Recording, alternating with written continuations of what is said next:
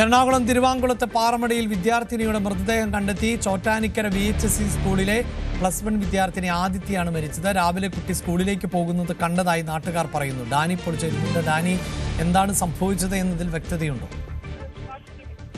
അഭിലാഷയെ സംബന്ധിച്ച് അന്വേഷണം തുടരുകയാണ്. തിരുവനന്തപുരം പോലീസ് അന്വേഷണം തുടരുന്നുണ്ട്. ഇന്ന് രാവിലെയാണ് ഈ പെൺകുട്ടിയുടെ വിദ്യാർത്ഥിനിയുടെ മൃതദേഹം രാവിലെ പാറമടയോട് ചേർന്ന വിഭാഗത്തെ കണ്ടെത്തുന്നത്. ചോറ്റാനിക്കര VHSലെ സ്കൂളിലെ +1 വിദ്യാർത്ഥിനിയാണ് ആദിത്യ. രാവിലെ സ്കൂളിലേക്ക് പോയിരുന്നതായി ഈ ഭാഗത്തൂടെ കടന്നു പോകുന്നതായി നാട്ടുകാർ കണ്ടിരുന്നത് അവർ അറിയിച്ചിട്ടുണ്ട്. പിന്നീട് അല്പസമയത്തിനകം തന്നെയാണ് ഈ കുട്ടിയുടെ മൃതദേഹം അവിടെ പാറമടയിൽ കാണപ്പെടുന്നത്.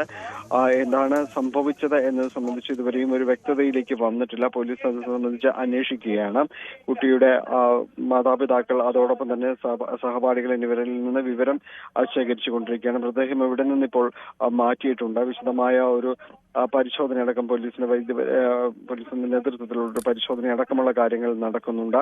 ഒപ്പം തന്നെയും മാതാപിതാക്കളിൽ നിന്ന് എന്താണ് സംഭവിച്ചത് എന്നതടക്കമുള്ള കാര്യങ്ങൾ അന്വേഷിക്കുന്നുണ്ട്. ആത്മഹത്യയാണോ എന്ന ഒരു സൂചനകളിലേക്കും പോലീസ് നീങ്ങുന്നുണ്ട്. ഏതായാലും അത്തരം കാര്യങ്ങളെക്കുറിച്ചും അന്വേഷിക്കുന്നു. വിശദമായ പരിശോധനകൾ ഇപ്പോഴും തുടർന്നു വരികയാണ്. അഭിലാഷ്, വിശദാംശങ്ങളാണ് ഡാനിപ്പോൾ നൽകിയത്.